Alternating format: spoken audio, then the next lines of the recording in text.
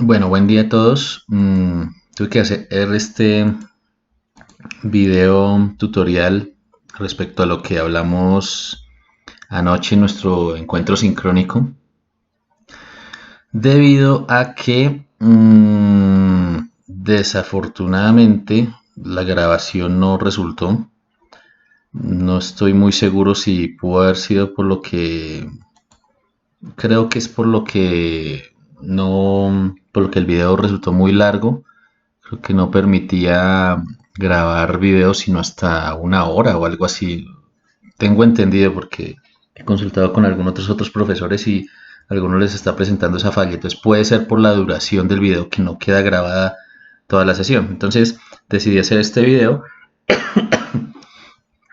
cortico, pues como en resumen de lo que hablamos anoche para que les quede claro el procedimiento. Esto quedará, obviamente, bueno, ya lo están viendo siempre en la plataforma queda todo esto, ¿vale? Les pido el favor, háganle caso al cursor amarillo, ¿vale? Al amarillo, nuevamente el cursor amarillo.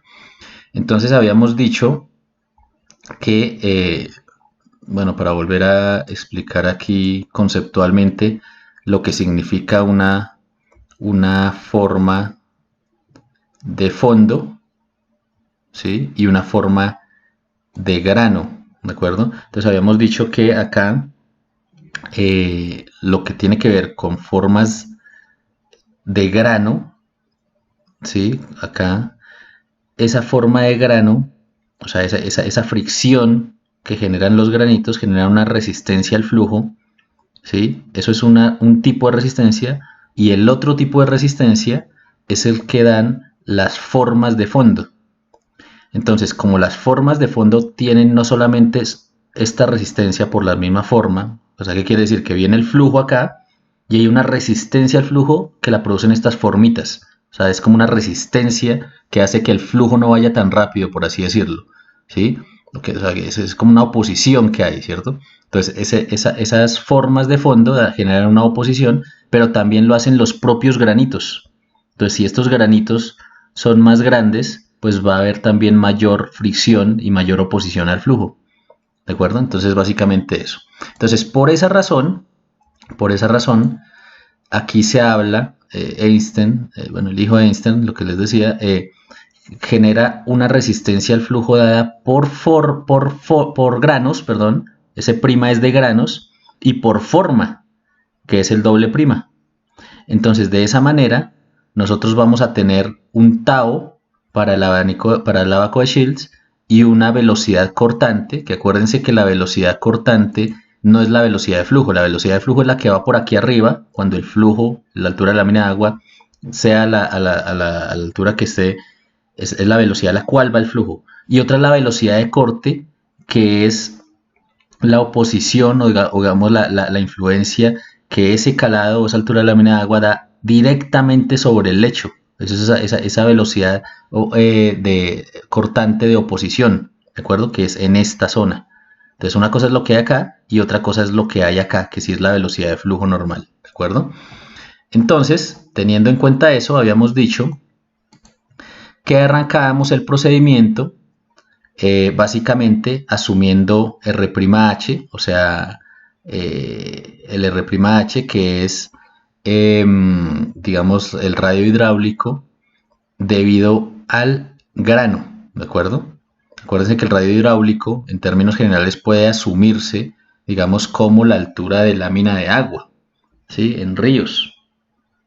Entonces, teniendo en cuenta eso, lo que hacemos es asumir el R'H, y con R'H ya tenemos I, que es la pendiente de fondo del lecho, ya tenemos ρg, porque ρg es el gamma del agua, que es el peso específico, que ya habíamos dicho que es 1 tonelada por metro cúbico, ¿cierto? Pero entonces, todo esto, termina igualándose a esto. Y el ρ, ya sabemos que es el gamma sobre la gravedad. Por lo tanto, podemos despejar la velocidad prima asterisco, o sea, la velocidad de corte del grano. Esa velocidad del corte del grano va acá, para allá el REP. Ese REP se utiliza para poder hacer una corrección por por transición, digamos, al lecho rugoso, ¿de acuerdo? Entonces ese REP se divide entre 11.6, entramos y hallamos X. ¿Por qué hallamos X? Porque vamos a utilizar esta formulita de transición, porque el ejercicio nos decía que el lecho no es liso, es de una transición rugosa. Entonces con esa X y el R'H, pues podemos despejar la velocidad de flujo, fíjense, la velocidad de flujo. ¿Por qué? Porque ya conocemos el B' asterisco. Y con esa velocidad de flujo, decíamos que nosotros entramos en este ábaco, ¿cierto? Porque ya conocemos el gamma del sólido, el gamma del agua, el D35 lo asumimos, el R' ya lo tenemos asumido y la pendiente de fondo. Por lo tanto, entrando al ábaco, podemos hallar U sobre B' asterisco, que es la velocidad de corte de forma.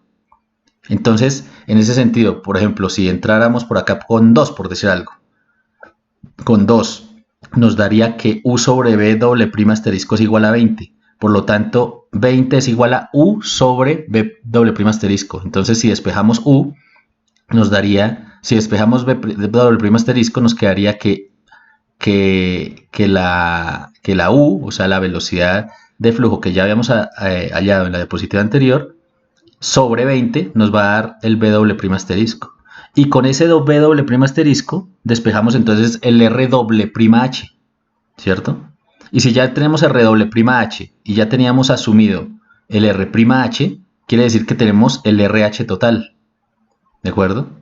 Y con el RH total, que terminaría siendo H, o sea, la altura de lámina de agua, o sea, el valor del calado, y el ancho del río, y la velocidad de flujo teórica, que es el U que ya hallamos, pues ya tenemos caudal. Si ese caudal es igual al caudal inicial, al caudal observado, listo, se acabó la iteración. Si no, tienen que volver de inicio y calcular el R'H. Cuando ya han hallado el definitivo R'H y el R'H, o sea, el RH total, calculan el tau' con las formulitas y el tau doble prima para hallar el tau que va a venir al abaco de Shields. Y ya conocen obviamente el B asterisco, ¿de acuerdo? Entonces ahí ya se acaba el problema, ¿de acuerdo? Básicamente es eso. Básicamente es eso. Y de esa forma, digamos que van a hallar o arruga o duna. Es importante una aclaración que se me olvidó aclarar ayer. El que meten aquí como B asterisco, fíjense que acá no dice B' asterisco, o no dice, fíjense en el cursor amarillo, no acuérdense siempre. Fíjense que no dice acá B' asterisco ni B segundo asterisco. Aquí sí suman el B' asterisco más el B' asterisco. Aquí sí, solamente en el abaco, aquí sí.